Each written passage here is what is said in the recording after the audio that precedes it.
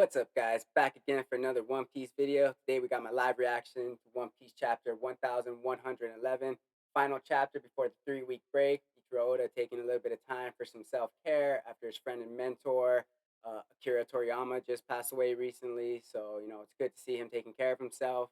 That way, he brings an even better story later on. So let's jump right into this chapter. So starting off, okay, we got the monster trio on the cover of Shonen Jump. Pretty cool. I like it. Real piratey looking style right there. Pretty awesome. And then okay, it looks like we got a color cover page. We got Luffy eating a bunch of fries right there. Actually, all the straw hats looking like they're eating fries. We got Kuma in there. All right, so pretty cool. We got Vegapunk over there in a little like submarine looking machine or whatever that is. All right, digging it, digging it. But all right, let's jump into this chapter. We had a lot of craziness going on at the end of, the last chapter. We had the Gorosei showing up in their crazy, awakened, what I can only assume is devil fruit forms. They started taking out pacifistas. They started, just wrecking shop for the Straw Hats and the Allies. And then the Giants come out of nowhere, save Luffy from being swallowed by the giant, sandworm Gorosei member. So that was pretty cool. So let's see what happens right now. Like I said, this is the final chapter before the 3-week break. So hopefully it brings something crazy, give us some stuff to theorize about. So let's jump right in. And then it says a looming threat. All right, so we're at the Labosphere, and it has a shield around it. But you see this big crash into it. It looks like an explosion. Looks like we got some black lightning. So that was, the winged Gorosei member right there. It says chapter 1111, the Sun Shield. All right. So just the look of this Gorosei guy. I mean, he just looks insane. Like he's got this long beak. He's got all these super sharp teeth. He's got these wings. Like definitely a crazy, formidable looking opponent. And his eyes. Yep. All right. So it looks like he broke through whatever the defense barrier, whatever lasers. He just got right past it. Didn't even look like it phased him at all. And then okay, so it looks like he's honing in on the portion of the lab that was destroyed. We saw explode. The top kind of got cut off, and then we see Jinbei in the next panel, and Jinbei immediately notices him. He looks up. He's got the exclamation point. He's like, "Oh man!" And then okay, yep, literally, he's like, "What in the world? This hockey is unreal." All right, so just like last chapter, Zoro and Lucci were going at it, but then Lucci kind of mentions he's like, "I know you felt that hockey." And we see Jinbei right now, like this man's been around. He was a warlord of the sea. He was on Fisher Tiger's crew, and he's over there like tripping balls. He's like, "Wait, what is this hockey right now?" All right, what do we got next? Okay, so he immediately Jinbei's like rushing over to Zoro. He's like, "Yo, we need to go." He's like, "The fight's over, Zoro. Let's move." And then we see Zoro over there, still kind of catching his breath. And he looks over and he sees Jinbei coming at him. And Zoro's just like, "No." Like, the hell you mean no? And then, oh, okay, okay. We see Lucci, and he is all sliced and diced, but he's still standing. He's still on his feet right there. He's still in his, awakened zone form. He hasn't transformed back yet. So I'm guessing that means he's not defeated yet. And then Zoro, he's like, he's still standing. He starts glancing over at him. And then even you see Lucci, he's like, you can see it. He's still awake. He's huffing and puffing. He's got blood coming out his nose, but he's still there. All right, what do we got? All right, so he starts growling, and then Sanji's still on, the transponders now. He's like, Jinbei, you got that idiot yet? And Jinbei's like, yo, I'm on it. All right, what do we got? And Jinbei just grabs Zoro. He's like, come on, Zoro, you already won. Let's go. He's like, you beat him. Even if he's still standing, you're going to take him out. And then what do we got? Fishman Karate. Sorry about this, Rob Lucci. Oh damn! Okay, so Jinbei just gonna finish him off, so Zoro doesn't need to have any reason to stay behind right now. Damn! Boom! Just massive explosion right where Lucci was standing. You got Jinbei still holding on to Zoro underneath his arm right there, and then you see Lucci. He's trying to block it right there, and then he transforms back. He gets taken down to a knee. Everything looks like blasted and blown away from where the impact is. And then Lucci kind of just looks up and he's like, "Huh?" And then what? Oh, okay. So Lucci, like, he gets blasted by this huge attack by Jinbei, and he kind of gets shaken up a little bit, and then he looks up, and all of a sudden, there's this big ass flying creature, and is Rob Lucci of Cipher Pol, Aegis Zero. Where is York? And this is kind of crazy to see the look on Lucci's face right there. Like, you only get a little sliver of the paddle, but he's just like, "What the hell is this?" And then, okay, we see Jinbei and Zoro, running off. Jinbei's like, "We have to hurry." Zoro's like, he's like, "What the hell is that thing?" Okay, then we see Lucci's like, "She's still tied up in the control room. It's on the fourth floor of Building A." All right, so obviously, you know, before the Gorosei can fully massacre everyone and take out the island and destroy everything, there's a couple things they got to secure. I think the most important one would be Punk Records, and the second would be, the Mother Flame and how to create it and how to control it. Whatever entails that. They need to secure that first before they can go like buck wild and just annihilate everyone. All right, what do we got? The two that just ran off are Roronoa Zoro and Jinbei, the Knight of the Sea. There are five more Straw Hats up here and two Vegapunks. All right, so he's relaying the situation right now, updating the Gorosei, and he's like, they're preparing to escape from the back entrance of the Labo Stratum. Also, there are 85 Cipher Pol agents and four Seraphim imprisoned in the basement. All right, so you remember York was taking people, Cipher Pol agents, wasn't letting them return and was taking them hostage. And then we see Lucci. He's like, okay. And we have 6 minutes before Vegapunk's message. All right. So during all this craziness, the Gorosei showing up in their transformed, awakened forms, all the battles that are going on, the giants showing up, the crazy Buster Call that's going on. Like, Vegapunk's message is still counting down. The rest of the world is still trying to get all of the, what do you call that? The video transponder snails set up to receive this message. So, like, this is all taking place like boom boom boom, like one right after another, because we still got 6 minutes until Vegapunk's message. So I don't think we'll be getting it before we go on break, so we're just going to be left to wonder, like, what is Vegapunk about to drop the dime on.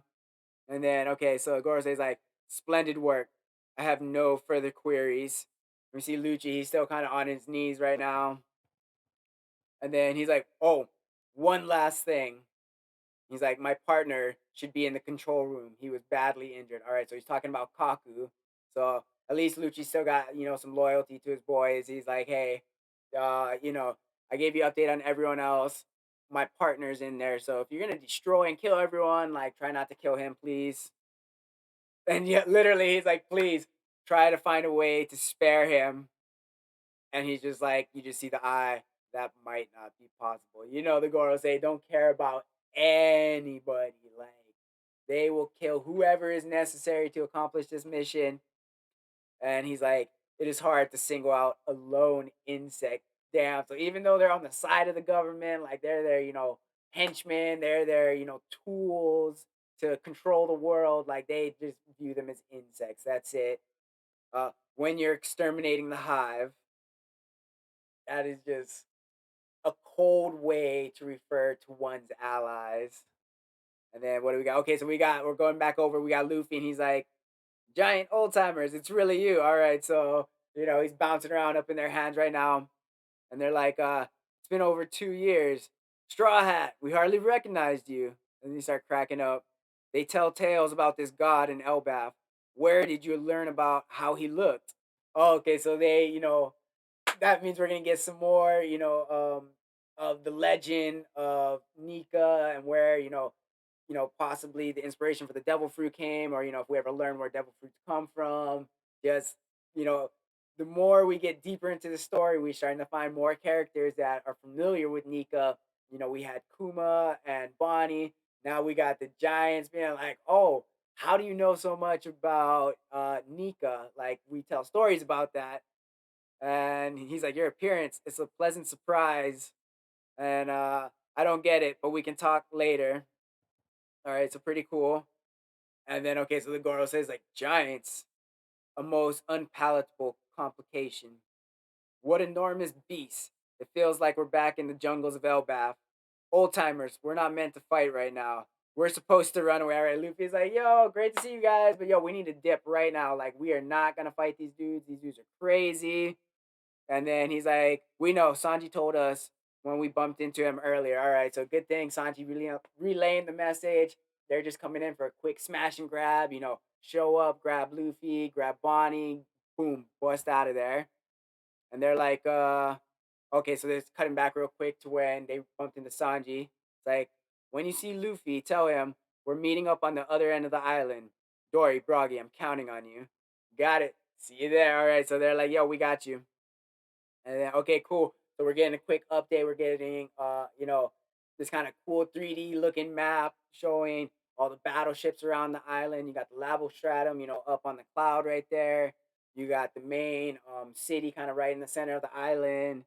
And then it's giving everyone's updates. You got Luffy's group over here. You got Sanji and Vegapunk kind of to the south. You got Bonnie over there with Frankie. So kind of cool. And you see where the ship is. The goal is the Elbaf ship, and they're gonna try and get Thousand Sunny over there to where the Elbaf ship is. And I'm probably guessing, just hightail it out, get to Elbaf as quickly as possible, because I don't think the world government wants to try and declare war on Elbaf.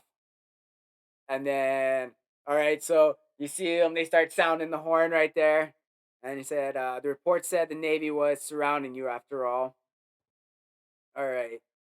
So we see them. Okay, looks like they're dipping out right there. See them blowing the horn. And then, okay, I think that's the Navy. They're like, huh? What's going on? What is that horn?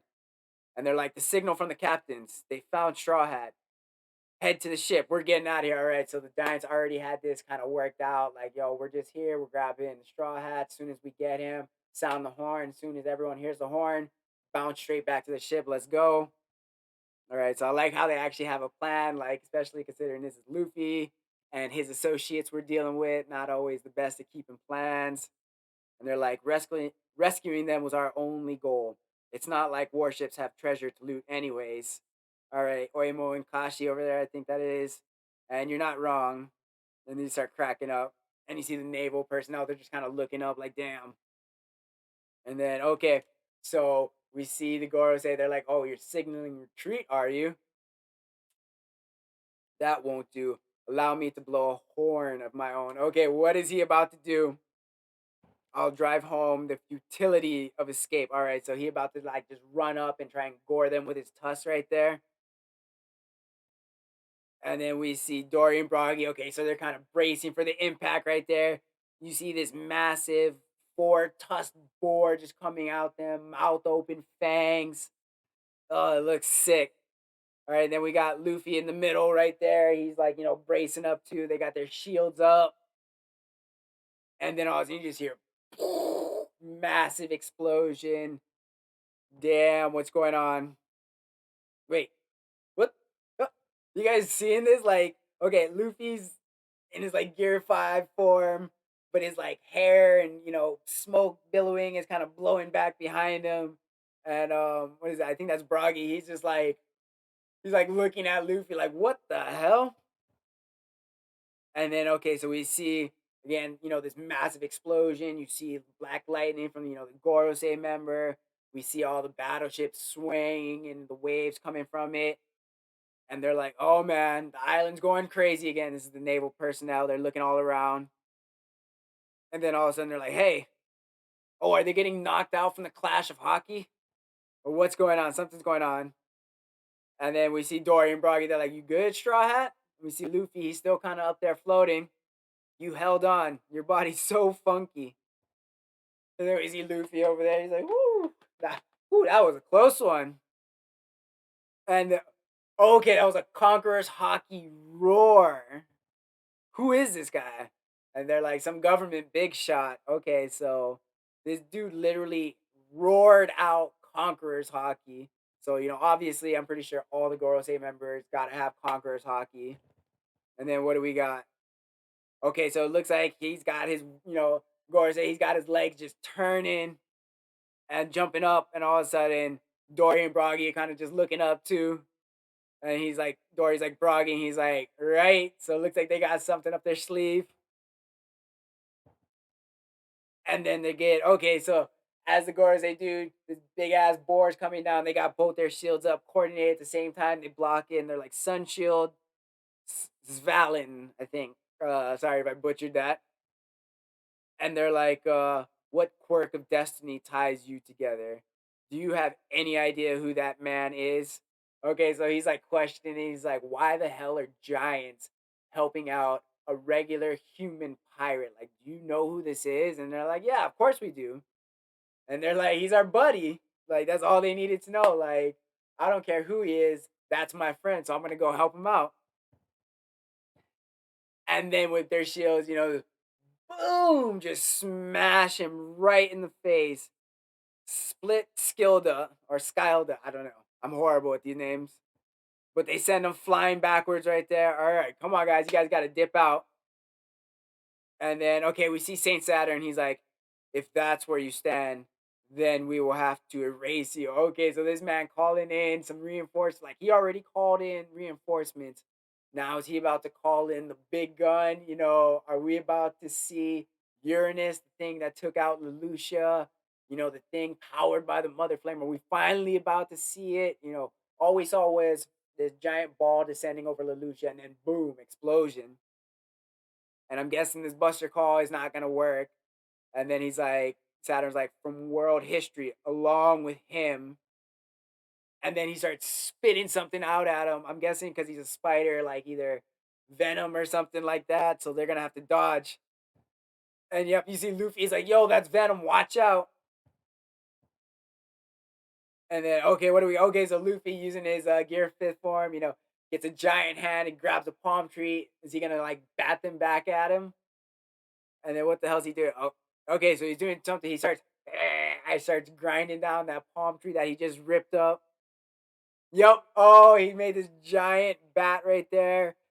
And then, okay, so he painted it black. Throws on a little, all right, getting a little goofy right now. So he's about to take a little stab at, batting off of Saint Saturn. He's got his hat up right there. And he's got, 5-6 on it.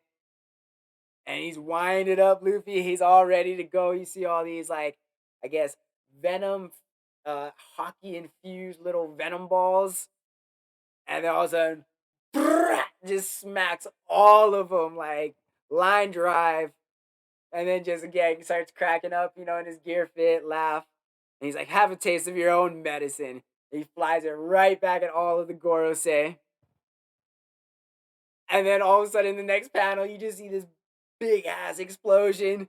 And Luffy, like, clearly wasn't expecting it. His eyes are bugging out. His tongue is freaking out. And he's like, they exploded? What? Damn, okay. And then, okay, so we got Brogy right here. We got Dorry. We got the rest of the, giants in the background. They're like, captains, the flames will block off the forest. All right, let's go. They're gone through. No, we have to hurry. These guys can't die. Yo, Luffy just sent something. They're immortal. He can sense it, I'm guessing. He's like, these guys can't die. And they're like, what? Oh, what do we got? Okay, okay, okay. So we got Dorry and Brogy running away. We got Luffy right on their shoulder. And they're like, then let's get a move on. Are they really immortal? And then he's like, no idea, but no matter what I do, they keep coming back. All right, so not like an official confirmation, but just the fact that Luffy said it, there's got to be something to it. Um, I'm guessing they've all at some point in time had, the Ope Ope no Mi do the immortality surgery on them. I assume the same thing with what's his name, Imu. Obviously, and they're like, I've never heard of any race or ability granting that kind of power. They're like, we may be running, but I still count this as a victory. All right, so they're like, yo, we're running away, but we're running away victors. Like, so let's just make sure you guys know that. And then okay, so we're coming back to the Thousand Sunny up top, and we see Nami. She's over there. She's trying to call to them. She's like, Jinbei, Zoro, hurry! And we see Jinbei. He's booking it. He's like, we're on our way. It's faster to just run normally. And then what do we got? Okay, I think that's Bonnie right there. Bonnie and Frankie. And it says, in front of the ship. Look, who do we got? Oh damn, you're not going anywhere, Jewelry Bonnie. And we got a couple of people standing right there.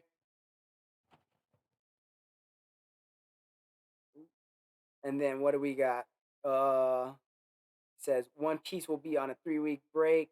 Okay, obviously you see Sanji. He's got Vegapunk still on his shoulder. All right. And then what do we got? Okay, up top we see where's the room displayed on the monitor. All right, so this is York right there on the ground, and she's like freaking out. She's screaming. She's like, "It spoke. Who are you? Leave me be." All right, so this is like obviously not one of their creations. And then okay, we're even getting their update on Kizaru. They're like, "Kizaru-san, are you hurt? Let us treat you." And he's like still just laying there on on the ship's deck, and he just got his hand over his face. He's like, "My wounds run deep. We should attend to them right away. Just let me rest already. Come in." All right, so someone's calling into him. Damn, what do we got? Yo, are we about to see? I think that's it. Something way bigger than a giant just showed up on the northwest shore. All right, I'm guessing because Luffy's in his Gear 5 form. I think it was a few chapters ago. We saw that big suit of armor kind of powering up, and it's on the move, it looks like. The flames aren't even phasing it. It's like a titan in the middle of an inferno, and it seems to be growling something. An apology for what? Forgive me, Joy Boy. Damn, what is this? All right, so this is like the second big giant thing that has had some type of apology for Joy Boy or did something to Joy Boy. Zunisha did something to Joy Boy. Now we got the giant suit of armor that's apologizing to Joy Boy. And judging by the fact that straw hat we saw under Mary Joa that Emu was looking at was kind of a giant head size. I'm guessing Joy Boy was giant because everything related to them seems kind of giant and massive. And then just the fact that the people of Elbath, they're familiar with Nika and they're like, "Oh, you know how Nika looks like," when they see Luffy. So yeah, hell of a way to leave off before a 3 week break. Let me know what you guys thought of this chapter. Sorry, I don't have the Gorosei members' names memorized with them in their different forms yet. But yeah, if you guys notice anything that I missed, if you saw anything, if you got any crazy theories, make sure to drop me a comment. I'll try and respond. Other than that, have a wonderful day.